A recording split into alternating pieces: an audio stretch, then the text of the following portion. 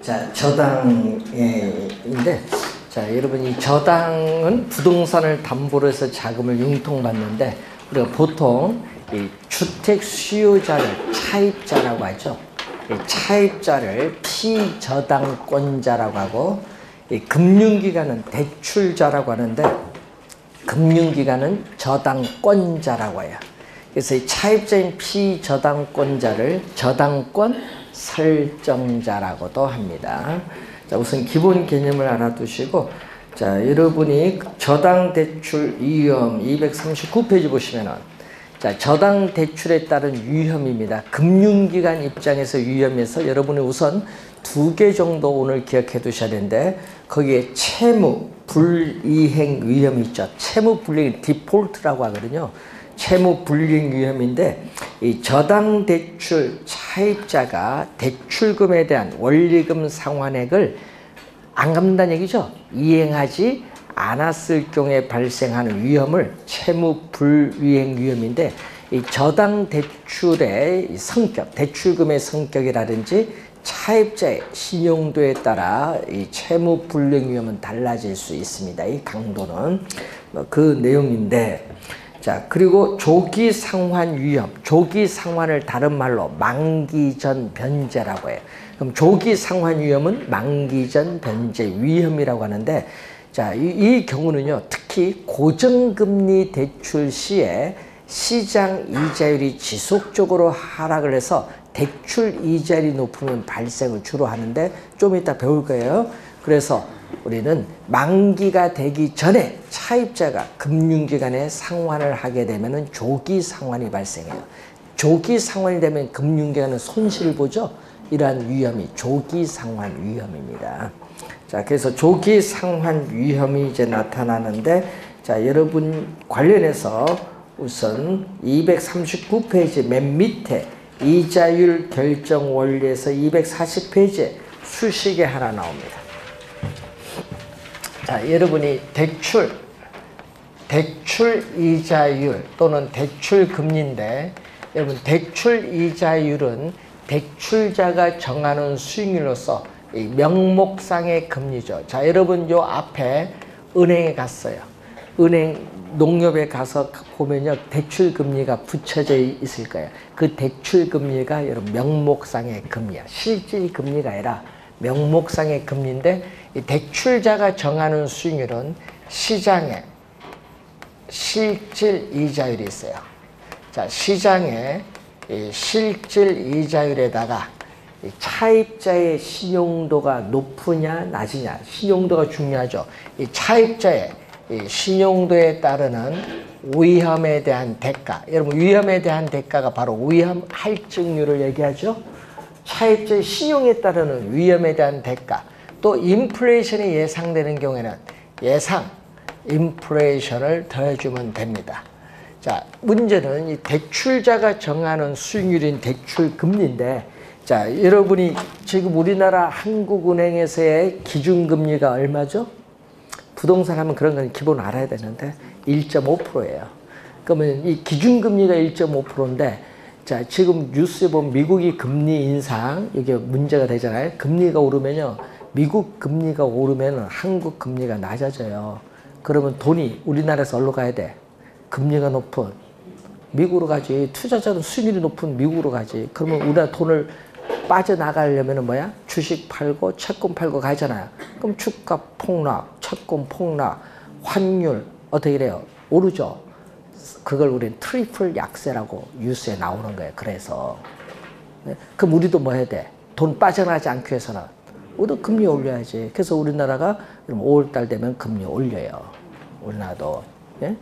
올 이후로는 동결을 할 거고 5월달 오를 텐데, 금리가 오르면요, 1.5%에서 1.75%로 오르면요, 시장의 이자율도 올라.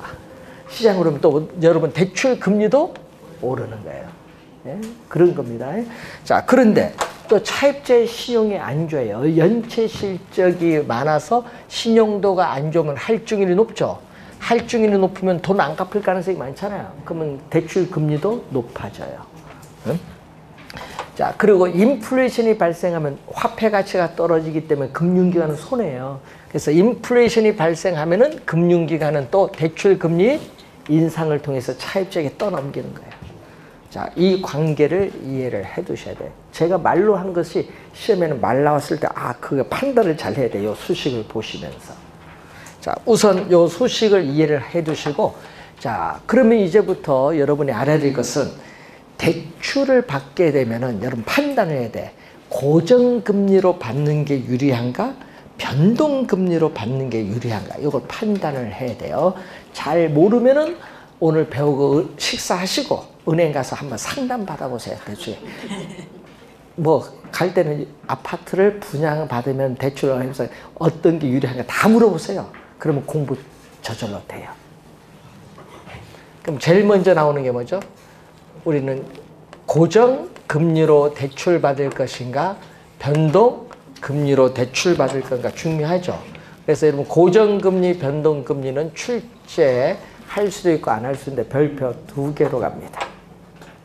자, 우선 고정금리 대출은 우리나라 대표적으로 어디? 우리나라 고정금리 대출은 한국주택금융공사의 보금자리론이 대표적인 고정금리 대출이고요. 우리나라 전체 주택담보대출의 약 9% 정도 차지해요. 얼마 안 돼요. 네? 네? 그래서 고정금리 대출입니다. 금리가 뭐가 돼요? 말고 고정됐어요. 자, 대출 실행일에, 여러분 대출 실행일에 사인을 해야 돼. 약정서에. 네? 대출 약정서에 사인을 해야 되는데, 그러면 대출 실행일에 주택 수요자인 차입자와 금융기관 사이 약정한 금리가 대출 중간 시장 상황의 변화에 따라 변하지 않아요. 언제? 만기까지 그 금리가 그대로 적용돼요. 이게 무슨 대출? 고정금리 대출이에요. 자, 그럼 고정금리 대출에서 이제 문제가 생기는 경우가 있어요. 어떤 경우냐? 시작 이자율. 여러분 대출 이자율을 또는 저당 이자율이라고 해요. 여러분 대출 이자율을 여러분 문제를 풀다 보면 저당 이자율로도 많이 나오대. 대출 이자율, 저당 이자율, 약정 이자율, 계약 이자율 다 같은 말. 예? 여러분 이해하기 좋도록 제가 대출 이자율로 적었어요. 자, 시장 이자율이 지속적으로 상승해서 대출 이자율보다 높으면은 문제가 생겨요. 어떤 문제가 생기느냐? 주택 수요자인 차입자와 대출자인 금융기관 사이에 문제가 생깁니다. 차입자는 낮은 대출금리, 낮은 고정된 대출금리로 돈을 갚으니까 뭘 한다? 이익을 얻겠지만 대출자는 시장 금리가 상승함으로써 외부로부터, 은행 바깥 외부로부터 자금을 조달하는 비용이 점점 올라요. 자금 조달 비용이 상승을 하면은 어떻게 돼? 대출 금리와의 마진이 점점 줄어들면서 금융기관은 수익성이 악화돼. 이 손해가 점점 누적이 되면은 어떻게 돼? 점점 어떻게 돼? 시장 금리가 계속 오르면 대출 금리와의 마진이 점점 악화가 돼서 손해를 보잖아요. 손해를 점점 이게 누적이 되면은 금융기관의 수익성이 뭐가 돼요? 악화되는 문제가 발생해요. 그럼 금융기관의 수익성이 악화되니까 금융기관은 고정금리 대출로 해주기보다는 금리 변동에 따라서 차입자에게 떠넘길 수 있는 변동금리 대출을 그래서 선호하는 거예요. 네, 이유는. 근데 반대로 이런 경우 있죠. 시장 이자율이 지속적으로 하락을 해서 대출 이자율이 더 높으면 높은 대출 금리로 갚는 차입자는 손해를 봐요. 손해를 볼 때는 이 시장 금리 변동에 따른 위험은 위익 경우에는 대출자가 부담하지만 밑인 경우는 누구? 시장 금리 하락에 따르는 금리 변동 위험은 누가 부담? 차입자가 부담하는 거예요. 그리고 대출자는 높은 대출 금리로 이자를 받으니까 이익이지 뭐. 예? 근데 차입자는 문제는 손해를 보면은 액션을 취할 수 있어요. 액션. 여러분 여러분 손해 보면은 어떻게 돼요? 만기가 되기 전에 어떻게 돼요? 돈 갚아버리지. 그래서 문제는 갚을 때 고민을 좀 해야 돼요. 조기 상환의 가능성이 점점 높아지는데, 그럼 여러분 조기상환을 다른 말로 우리는 만기전 변제라고 해요. 또 여러분 여러분 많은 뭐 중도상환 뭐 이런 얘기도 많이 하는데 뭐 조기상환이나 중도상환이나 만기전 변제 다 같은 말이에요. 자, 문제는 이때 여러분이 요걸 할 때 고민해야 돼요. 조기상환을 하면 수수료 내야 돼. 또 쌍금리로 융자 받아야 될 거 아니야. 갚아버렸으니까 또 신규 대출에 대한 또 수수료가 있어. 그리고 어떻게 돼요? 금리 차이. 조기 상환 전, 상환 후의 금리 차이에 따른 이익이 있거든요. 이익이 이런 걸 고려하고 또 상환하지 않고 만기까지 갔을 때 손해보는 금액이 있잖아요. 그걸 다 비교해야 돼. 비교해서 본인이 유리하다. 그러면 조기 상환을 결정을 해야 돼. 그럼 조기 상환을 할 때는 어떻게 돼요? 다른 금융기관에서 쌍금리로 융자를 받아야 돼요. 이걸 우리는 리파이낸싱이라고 해요. 파이낸싱은 아까 뭐라고 번역하면 금융, 리는 다시 융자를 받는다. 재금융으로 번역을 하죠. 재금융, 리파이낸싱. 이 리파이낸싱인데 여러분 교재에 240페이지에 우리가 고정금리 그 내용을 보시면 돼요. 자, 그러면은 리파이낸싱, 쌍금리로 융자를 받아서 기존에 대출받은 금액을 뭐 한다? 조기 상환을 해버리지. 그럼 조기 상환하면 금융기관 입장에서 문제가 생겨요. 뭐다? 금융기관은 차입자가 조기 상환을 하면요. 차입자가 조기 상환하면은 높은 이자를 받게 될 기회가 상실되잖아요. 차입자의 조기 상환에 따라서 위험은 누가 안는 거야? 차입자가 조기 상환해버리면은 그 조기 상환에 따른 위험은 금융기관이 안게 되는 위험이야. 아까 그래서 저당대출 위험, 그 교재 나온 건 전부 금융기관이 안게 되는 위험입니다. 금융기관이 안게 되니까 금융기관은 이 위험을 안게 되니까 어떻게 돼요? 위험을 줄여야 될 거 아니에요. 그래서 조기 상환을 하면은 조기 상환에 따라 미상환된 금액의 일정 비율을 조기 상환 뭘로 부과한다? 수수료로 부과하죠. 벌칙 부과해야겠지. 조기 상환 수수료를 우리는 벌칙으로서 우리는 부과하면서 이 위험을 뭐 해야 된다? 줄여야 돼. 그 얘기죠. 이 내용인데 26회 여러분이 요 지문 26회 시험, 27회 시험 2년 연속 정답 지문. 뭐가? 요거 시장 이자율이 대출 이자보다 뭐 할 때? 낮을 때. 요 부등호 낮을 때. 여기 2년 연속 정답 지문. 26회 7회 시험. 조건을 잘 봐야 되는 거예요. 그리고 요거 계산 문제. 예? 여러분 재금융했을 때 이익 보는 금액 얼마? 요 계산하는 문제 27회 시험에 출제했는데 저희들이 요거 대학교에서 출제를 할 때도요. 대학교에 부동산 금융에서 출제를 할 때도요. 요 문제 학생들 풀면요. 잘 못 풀어. 막 4, 5분 걸려. 이 4, 5분 걸린 문제를 27회 출제했죠. 27회 출제 문제 중 가장 어려운 문제. 시간이 오래 걸려. 이런 거는 뭐다? 틀려주는 게 예의야. 4분 걸린 거 어떻게 풀어? 1분에 한 문제 풀어야 되는데. 그런 걸 여러분이 잘 찾아야 해요. 요거는 풀 문제, 요거는 찍을 문제.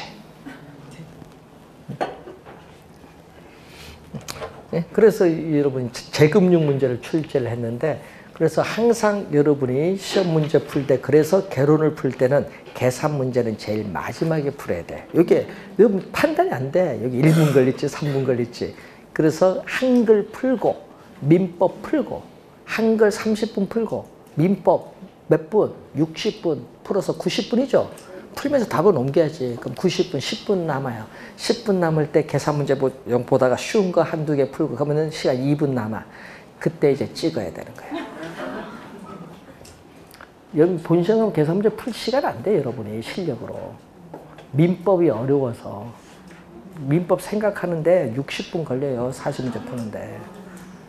개론 30분 풀고 계산 문제 5분 풀고 2문제. 나머지 가볍게 찍으시면 합격. 계산 문제 손대는 수간 떨어져요. 그 찍는 거 걱정하지 않아도 돼요. 9월달 모의고사 할 때 가르쳐 드립니다. 여러분 지금 얘기해봐야 아무런 의미 없어. 모의고사 칠 때 요거 나오면 여기 다 몇 번, 요 나오면 요렇게 나오면 요 나오면 요거 몇 번 찍어줘요. 그걸 잘 공부를 해야 돼. 모의고사 칠 때. 그러니까 너무 계산 문제 신경 쓰면 안 돼요. 지금 한글도 모르는데 무슨 계산 문제 신경 써요. 한글에 신경 많이 써야지. 자, 우리나라 주택담보대출. 우리나라 주택담보대출의 약 91%. 야, 이 변동금리 대출. 예? 여러분, 대출 금리가 시장 상황의 변화에 따라 중간에 뭐 한다? 변동할 수 있다. 자, 우리나라 주택담보대출이 지금 약 1,460조거든요. 거기에 91%가 변동금리 대출이야. 야, 엄청납니다.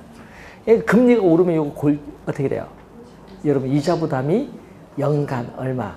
약 3조 이상씩 막 증가해요. 1,400, 그러니까 얼마나 많이 해요. 자, 그래서 우선 시험 문제 나오는 것은 우선 대출 금리가 어떻게 결정되냐. 대출 금리는 기준금리. 기준금리에 뭐를 대준다? 변동금리를 대줘요.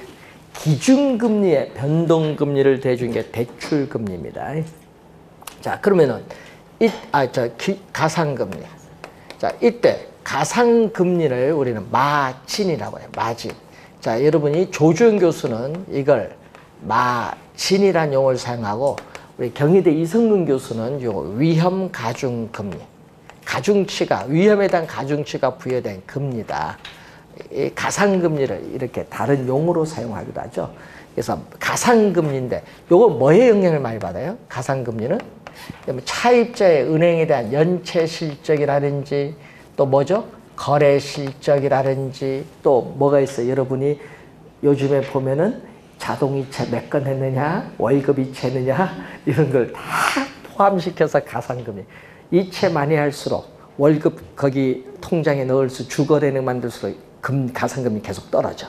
신용도가 좋아지는 거예요. 그래서 이 차입자에 뭐와 관련이 있다? 예, 신용도와 관련있어요.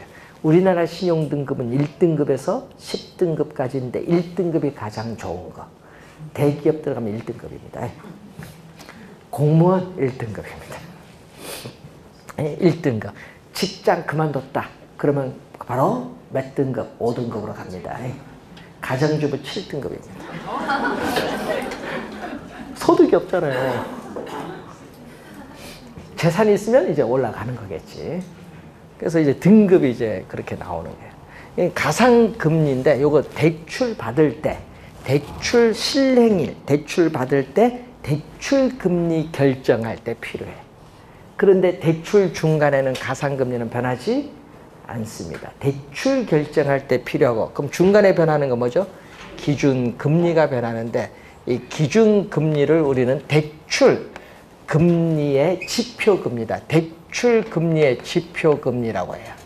이 기준금리는 우리는 조주현 교수는 이것을 대출 금리의 지표가 되는 금리다. 이렇게 보고 우리나라에서는 기준금리가 2012년까지 전까지는 뭐가? CD 금리 요거 하나밖에 없었어요. CD는 양도성 예금 증서인데 이자율 조정 주기는 3개월.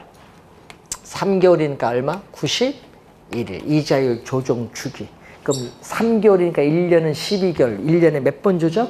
4번 조정한다 얘기입니다. 그리고 2012년 말에 도입됐죠. 이 CD 금리가 은행이 외부로부터 조달하는 자금 조달 비용을 제대로 반영하지 못한다는 지적에 따라서 2012년 말에 도입을 한 게 있죠. 은행이 외부로부터 자금 조달할 때 은행 채권을 발행한다든지 CD를 발행한다든지 여러분 정기예금을 한 것을 가지고 자금 조달하는 3대 수단이거든요.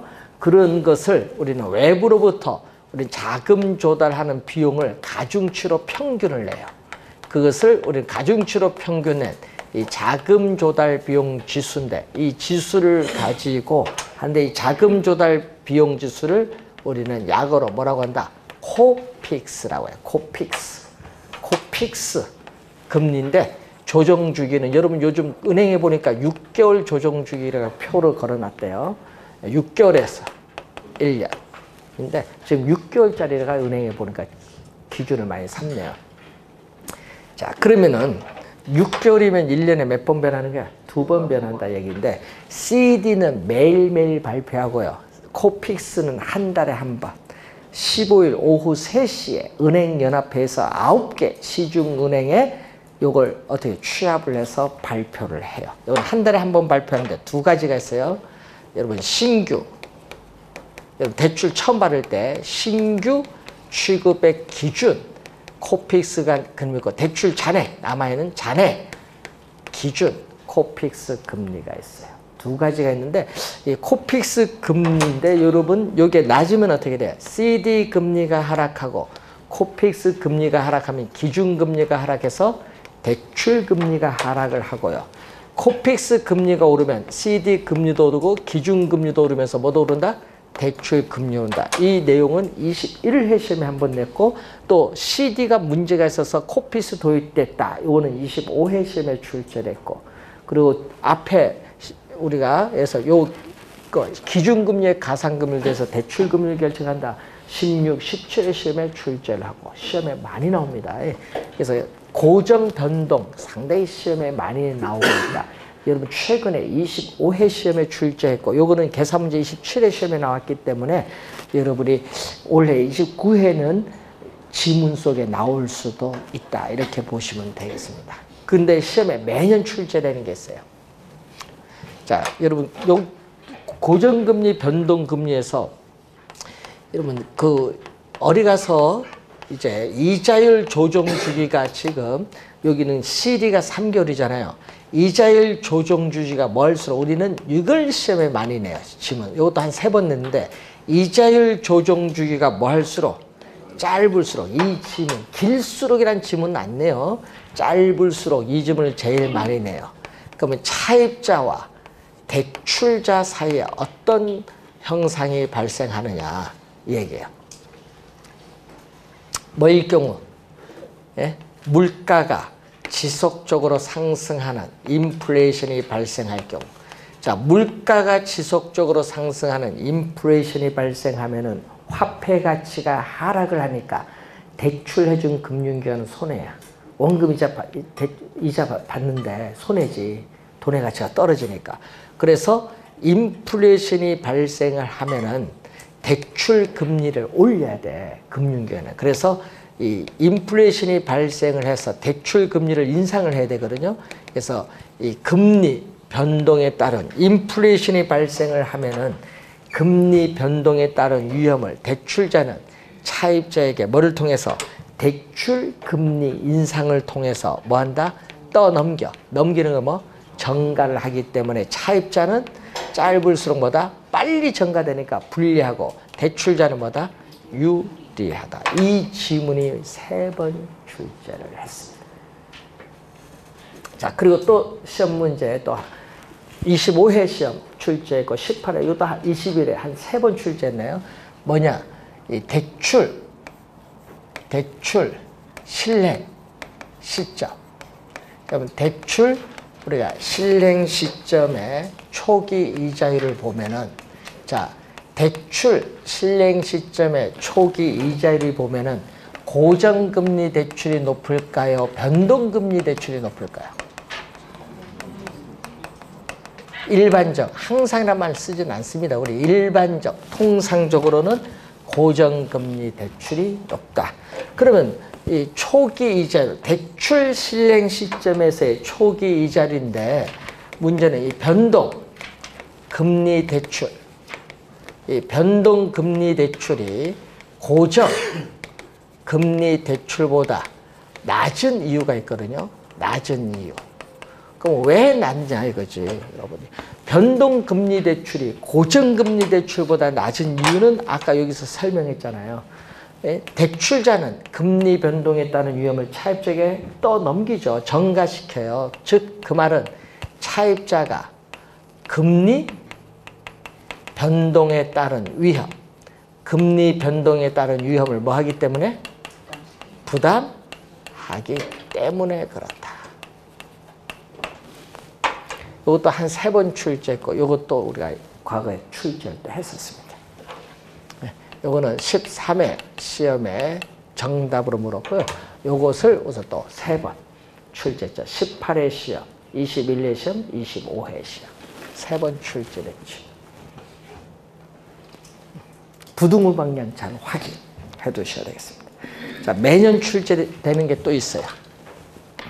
자, 여러분이 매년 출제됩니다. 올해 작년에 계산 문제 하나, 이론 지문 속에 해서 2문제 걸쳐서 출제했는데 하여튼 24회도 2문제죠. 매년 출제됩니다. 대출 받을 때 고정금리로 받느냐 변동금리로 받느냐 이제 고민을 했어요. 대출 받았습니다. 그럼 대출 받으면 원금이자 갚아야 돼요. 이 갚는 방식, 대출 상환 방식이 나오죠. 그래서 거기 보시면은 저당 어떻게 돼요? 상환 방법 또는 대출금을 뭐 한다? 상환하는 방식. 같은 말인데 여러분 3가지를 배울 거예요. 이 3가지를 배우는데 우리 계산 문제 출제를 하는 게 지금 작년에 출제한 게 요거죠. 원금, 균등, 분할, 상환을 출제했죠. 작년 시험에 원금, 균등, 분할, 상환을 출제했죠. CAM, 약어로 CAM이라고 해요. 자, 원금을, 대출 원금을 뭐 균등하게 분할 상환한다. 자, 원금, 균등, 분할 상환인데, 자, 예를 한번 들어볼까요? 자, 대출금. 자, 예를 들어서 대출금이 1,200만 원이다. 자, 연 이자율 우리는 12%. 여러분 고정금리 대출로 받는데 고정금리로 연 이자율 12%고요. 대출기간, 여러분 대출기간은 만기예요. 여러분 대출기간, 융자기간, 저당기간 다 같은 말, 만기입니다. 만기는 1년. 간단히 예를 들어봤어요. 자, 예를 들었는데 요것 외에 다른 조건은 변화가 없다. 가정을 했을 때. 자, 우리 상환 조건은요, 2가지가 있거든요. 매월 상환 조건이냐, 아니면 매년. 시험 문제 잘 봐야 돼요. 매월 상환이냐, 매년 상환이냐. 매월로 보면은 매월 상환 조건에서 매월 원금 상환액은 얼마? 매월 원금 상환액은 여기는 대출금.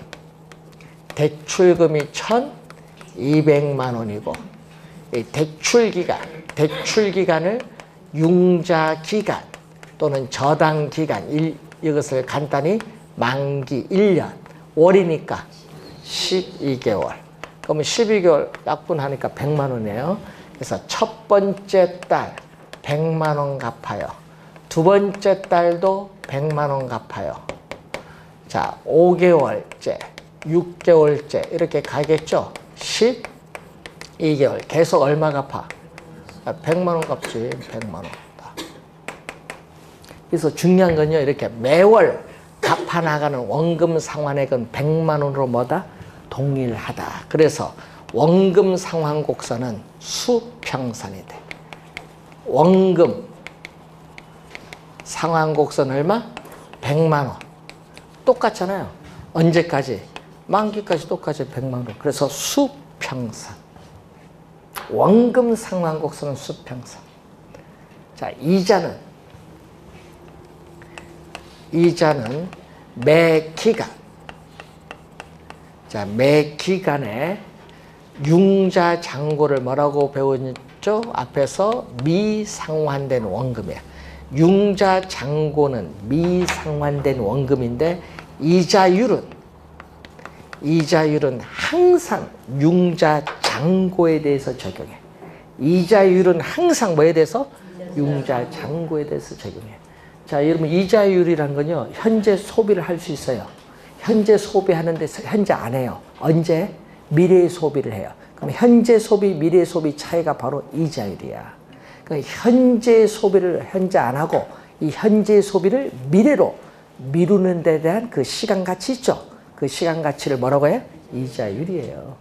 이자율은 항상 융자 잔고인데 얼마? 첫 달에 돈 안 갚았어요? 첫 달에 돈 안 갚았으니까 1,200만 원. 대출금이 융자 잔고가 돼요. 안 갚았으니까. 이자율은 연 이자율 10%인데 지금 월로 갔으니까 12개월로 나눠줘야지 월로. 월 1%야. 얼마? 12만 원. 더 해줄까요? 더 해주면은 원금 플러스 이자.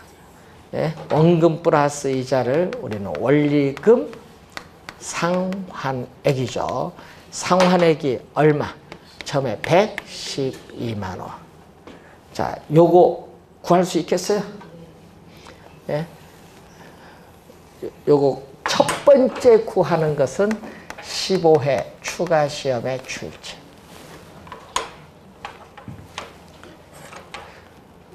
두 번째 구하는 거. 자, 첫 번째 구했으니까 두 번째 구해야지 뭐. 두 번째 구하는 거. 이건 26회 출제.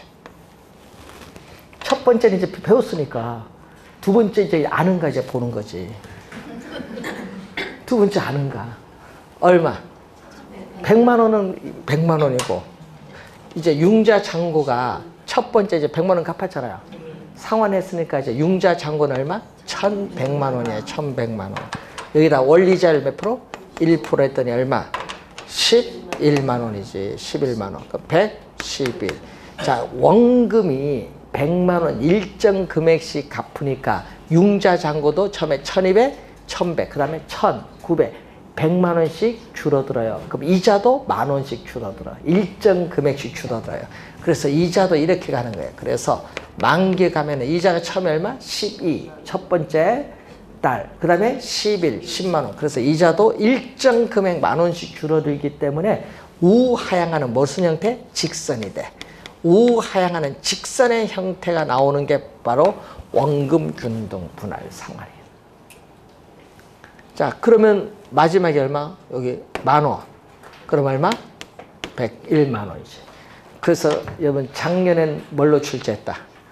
예?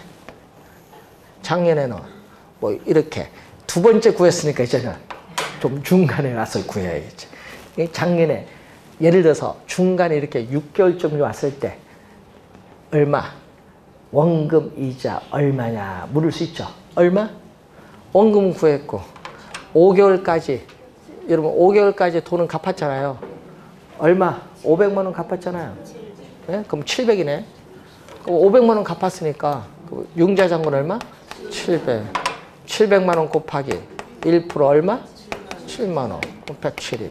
그래서 여러분 작년에 이자 7만 원, 원금 이자 107만 원 요거 하고 또 얼마? 또 마지막 갔을 때 이자 얼마냐? 뭐 이렇게 또 물었지. 그래서 작년에 이자와 원리금 상환액 구하는 거 물었고 또 여기 이자 묻는 거 요걸 물었어. 작년 시험에 128회 시험에. 계산 문제 3번 출제했어요. 원금 균등 분할 상환. 자, 여러분이 백화점 가서 할부를 했어요. 10개월 할부를 했어요. 이때 매월 갚아 나가는 원금 이자 구하죠.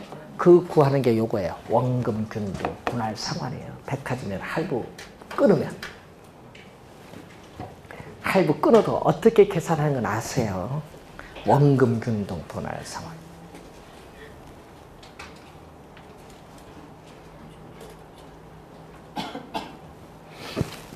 자, 그러면은 이제 원금 균등 분할 상환을 배웠으니까 이제 또 시험 문제 나오면 해석 못해서 막 틀린 사람 너무 많아요. 용어. 월부금 하니까 이거 또 처음 들어봤다. 매월 갚아나가는 원리금 상환이에요. 자, 월부금은 매월 갚아나가는 원리금 상환액을 뭐라고 한다? 월부금. 이런 게 막 나오면은 해석 못해서 틀린 문제. 만기로 갑니다. 그럼 처음에 얼마? 처음에 첫 번째 달 초기에 얼마? 초기에 얼마? 112. 그 다음에 얼마? 111. 두 번째 원리금 상환에 그러면 111, 그다음 110, 109, 마지막 101. 자, 일정 금액씩 10,000원씩 줄어들잖아요. 그러면은 이렇게 우하향하는 뭐? 직선. 10,000원씩 일정 금액씩 줄어드니까 우하향하는 직선으로 나온 게 CAM, 원금 균등 분할 상환. 자, 원금 균등 분할 상환. 2년 전에 이걸 또 출제했어. 뭐냐? 원금 균등 분할 상환은 원리금 상환액이 여러분 시험에 많이 나옵니다. 원리금 상환의 초기에 많고 기간이 경과할수록 원리금 상환액은 감소하죠. 이 지문도 시험에 어떻게 돼요? 많이 출제되는 지문이에요. 자, 그런데 또 출제하는 게 있었죠. 뭐냐? 원리금 상환액이 점점 기간이 갈수록 줄어들어요. 그래서 어떻게 돼요? 미래에, 여러분 중요한 미래에 소득이 감소할 것으로 예상되는 은퇴 예정자에게 적합한 상환 방식이 CAM이야. 계속 원리금 줄어드니까 소득이 있을 때 많이 내면 안 되지. 적게 내야 되니까. 그래서 미래에 소득이 감소할 것으로 예상되는 은퇴 예정자에게 적합한 상환 방식은 CAM. 이걸 출제를 한 거야. 시험 문제. 그걸 뭘로 출제했어? 그때 당시 GPM, 원리금 체증으로 출제했어. 원금 균등 분할 상환. 자, 그러면 갑니다. 자, 대출 잔액. 대출 잔액을 또 융자 잔고. 융자 잔고는 뭐죠? 미상환된 원금. 대출 만기. 자, 여러분 제로는 대출 실행 시점. 대출 받은 날. 대출 실행 시점이 얼마 지금? 1,200만 원이야. 그럼 첫 번째 융자 얼마? 100만 원 갚았으니까 1,100. 그 다음 얼마? 1,900. 만기 되면 돈 다 갚았네. 만기 되면 돈 다 갚았지 뭐. 일정 금액 100만 원씩 줄어들잖아요. 그러니까 또 우하향하는 직선의 형태로 나온 게 CAM. 요 그림은 18회 시험에 출제했어. 그림은. 자, 그러면은 지금 이제 그림을 하나 원금 균등 그렸어요. 자, 그러면 여러분이 투자론에서 이제 나오는 게 있거든요. 이렇게 가거든요. 갑니다. 만기까지 대출 기간 내내 이렇게 동일한 금액을 상환해 나가는 방식. 이것을 우리는 뭐라고 하냐? 원리금. 이번은 원리금이에요. 원금이 아니에요. 원리금 균등 분할 상환이라고 해요. 원리금 균등 분할 상환. 일정하여 컨스턴트. 지불액이, 예? 저당 대출금에 대한 지불액이 일정하다. CPM이라고 해요. 약어로. 예? 만기까지 대출 기간 내내 매월 동일한 금액을 상환해 나가는 방식을 원리금 균등 분할 상환. 그러면은 여러분이 그림이 있어요. 투자론에 있습니다. 투자론에 어딘가 있는데 화폐 시간가치 끝에 우리 193페이지에 그림이 나와 있어요. 193페이지 밑에 그림, 그걸 참고하면 돼요. 자, 그럼 여러분 193페이지에 그림을 보시면은 이렇게 가거든요. 만기. 그간데 자, 여기 뭐죠? 이자, 지급 곡선. 이렇게 가는 건 뭐죠? 원금, 상환 곡선이에요. 그림이 저거 보세요. 원금 균등과 다르죠? 달라요. 자, 그러면 초기에는 어떻게 될까요? 초기. 첫 번째 달 초기에는 원금 상환액은 가장 낮고 이자 지급액은 가장 높아. 자, 예를 들어서 여기 얼마? 원금이 10만 원. 이자는 얼마? 90만 원이다. 그러면 원금과 이자를 더한 원리금은 얼마다? 원리금 얼마? 100만 원이지. 그런데 문제는 요 크기와 요 크기가 서로 뭐다? 같다는 거지. 예? 90만 원 요거 10만 원만큼 더해주면 되니까. 자, 그런데 보세요. 만기에 가까이 갈수록 원금 상환 곡선의 기울기, 이자 지급 곡선의 기울기 급해지죠. 그럼 작년에 또 뭐 출제인 줄 아세요? 자, 원리금 균등 분할 상환 방식에서 기간이 경과할수록 뭐죠? 우리는 원금 상환액은 점차 뭔다? 증가한다, 감소한다? 증가죠. 작년 출제된 지. 그림 보고 말을 이해하면 돼요. 이자 지급액은 점점 체감하죠. 자, 그리고 만기에 요 전체 만기에 약 몇 분의 1? 3분의 2 평균 만기에 약 3분의 2 정도 지났을 때 우리는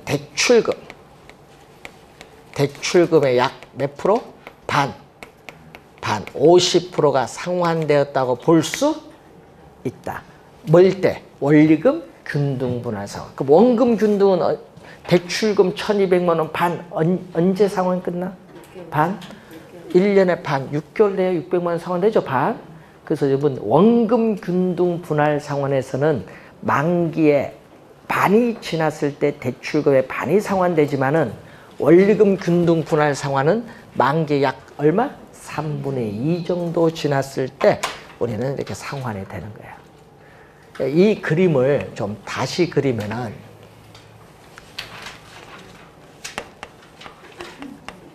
이렇게 가는 것은 원금이 되겠고 이렇게 내려온 건 뭐다? 이자지. 되겠어요? 이렇게 가는 건 여기는 원금이고 여기는 뭐다? 이자다. 그림이. 요걸 좀 이렇게 평면을 옮겨버렸어. 자, 그 얘기입니다. 요 그림 잘 이해해야 돼. 원금이 처음에 얼마? 적어요. 그런데 문제는 여기서는 어떻게 돼? 여기서는 요 금액 10만 원보다 이만큼 더 뭐? 원금이 더 많아졌죠? 많아졌잖아요. 그럼 또 여기서 이만큼 또 이자는 여기서 이만큼 줄어들었죠? 근데 요 금액과 요 금액이 같아요. 같아야 되잖아요. 원금 증가한 만큼 이자가 똑같은 금액이 줄어야 돼요. 그래야 요게 뭐가 돼? 또 100만 원이 되지. 그래서 이렇게 가잖아요. 이게 원금 플러스 이자, 원리금 상환액이잖아요. 그래서 만기까지 대출기간 내내 동일한 금액을 상환해 나가는 방식이 원리금 균등 분할 상환입니다. 27회 정답지문, 2년 전 정답지문 요거죠. 자, 여러분 기간이 경과할수록 원리금 균등 분할 상환에서 기간이 경과할수록 이자 감소한 만큼 동일한 금액이 원금이 뭔다? 증가한 거예요. 그게 정답지문이야. 27회 시험에. 그림을 잘 이해를 해놔야 돼. 자, 여러분 그림은 그냥 안 배운 게 아니라 그림 보고 여러분 말로 표현된 걸 OX 찾아내야 됩니다. 그러면 원금이 적으니까 어떻게 돼요? 자, 여기서 초기. 자, 첫 번째 달 돈은 이만큼 갚았어요. 어느 만큼 갚았어요? 원금 균등은 이만큼 갚았고 여기에 미상환된 원금이에요. 근데 원금 균등이 많이 갚고요. 원리금 균등은 이만큼밖에 못 갚았어요. 적게 이 정도. 그럼 미상환된 원금이 많아요.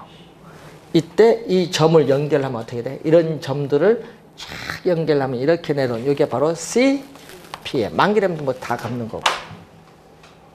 자, CPM. 그러면 원리금 균등 분할 상환일 때, 원리금 균등 분할 상환일 때 매월 갚아나가는 원리금 상환액을 부채 서비스액이라고 하는데 부채 서비스액은 대출금에 뭐를 곱해주면 된다? 저당 상수를 곱해주고 요것은 똑같아요. 한 번 구하면 매월 똑같으니까 관계없고 그 다음에 구할 때는 이자를 구해야 돼. 이자는 어떻게 돼요? 매 기간마다의 미상환된 원금 융자 잔고에 뭐를 곱해주면? 이자율을 곱하면 이자를 구할 수 있어. 이자를 구하면 그 다음에 뭐를 구해야 돼? 원금을 구해야 돼. 원금은 처음에 구했던 원리금 상환액에서 두 번째 구한 뭐를 빼주면? 이자를 빼주면 구할 수 있죠. 그러니까 순서는 이렇게 해서 구해야 돼. 첫 번째, 두 번째, 세 번째. 그래서 요 내용 계산 문제 17회 시험에 출제했죠. 뭐 원금 구하는 걸 출제했잖아요. 요거 구하고 이렇게 해서 이렇게 나와요. 17회 시험 계산 문제 또 출제를 했습니다. 이 말은 계속 출제하죠. 원리금 체증식 갑니다. 자, 여러분이 미래에 소득이 증가할 것으로 예상되는 젊은 소득 계층이나 주택 보유 예정 기간이 짧은 사람에게 유리한 상환 방식이 원리금 체증식 상환 방식인데, 자, 처음에는 이렇게 가요. 1년 동안은 이렇게 원리금 상환이 나왔고, 그 다음 1년은 인플레이션을 감안해서 높아. 그 다음 1년은 또 인플레이션을 감안 높아. 이런 식으로 가요. 5년 차까지는 원리금 균등보다 낮고 6년 차에 이렇게 높아가요. 이게 바로 뭐죠?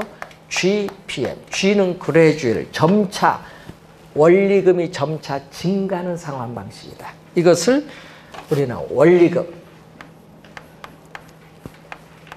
원리금 체증식 상환 방법. 자, 원리금 체증식 상환 방법이에요. 체증식 상환 방법을 점진적으로 증가한다. 점증 상환 대출이라고 해요. 점증 상환 대출. 자, 그래서 GPM은 어떤 형상? 우리는 원리금 체증식 상환 방법에서는 초기에, 대출 초기에 보면은 원리금 상환액이 상당히 낮게 보거든요. 원리금 상환액이 그림에서 보듯이 상당히 낮아요. 자, 20만 원이다. 그런데 문제는 대출금에 대해서 이자 지급액은 80만 원인데 이자 지급액에도 원리금 상환액을 초기에 상당히 낮게 잡아서 못 미쳐요. 못 미치니까 얼마 손해봐. 여러분 60만 원 더 갚아야 되는데 못 갚잖아요. 이자도 못 갚잖아요. 원리금 상환액이 낮게 되니까 대출금의 이자도 감당 못해요. 이런 경우에 어떻게 돼요? 예? 융자장고, 미상환된 원금, 융자장고는 처음에 대출받은 금액인데 대출 금액의 요 차액 60만 원 이자도 못 갚았으니까 이 차액인 60만 원을 여기 플러스 시켜버려요. 플러스 시켜버렸더니 어떻게 돼요? 융자장고는 처음에 대출금보다 더 높아. 요 대준 금액을 갚아야 되니까 60만 원 대준 금액을 융자장고가 돼서 대출금보다 더 많이 갚아야 돼요. 예? 그래서 나중에 만기로 갈수록 원리금 상환이 급격히 높아가는 거예요. 그래서 어떻게 돼요? 우리는 처음에 이런 경우를 뭐라고 하죠? 이런 경우를 우리는 마이너스 부, 초기에는 마이너스 뭐가 나타난다? 상환이 나타나. 마이너스 원금 상환이거든요. 마이너스 원금 상환이 나타나기 때문에 어떻게 돼요? 대출금보다 초기에 뭐가 높다? 요 선 대출금보다 뭐가 높아? 융자장고가 높지. 이런 형태의 그림으로 오는 게 GPM이야. 그럼 시험에 22회, 23회 정답입니다. 자, 여러분 16회, 20회 시험에 요 4번 나왔어요. 16회, 20회, 22회, 3회 정답. 질문은 여기서 물어요. 중도, 만기가 되기 전에 중도에 상환했을 때 융자장고, 미상환 대출 잔액이 가장 작은 거 뭐? 가장 작은 거 뭐? 원금 균등 분할 상환. 4번 정답. 22회, 23회도 정답지. 키워드죠. 그 요것도 초기 많이 내죠. 초기에 원리금 상환액 부담이 차입자 입장에서 가장 낮은 거? GPM. 가장 높은 거? CM. 그리고 요거 2개 많이 내죠. 요 2개 비교 많이 내죠. 원금 균등 분할 상환 방식에서 원리금 균등 분할 상환 방식이 초기에 원리금 상환액 부담이 낮다? 맞는 질문. 그런 걸 많이 출제. 그림을 잘 이해를 해서 풀어야 됩니다. 원래 출제합니다. 작년에 계산 문제 냈기 때문에 원래는 말로써 출제할 것 같아요.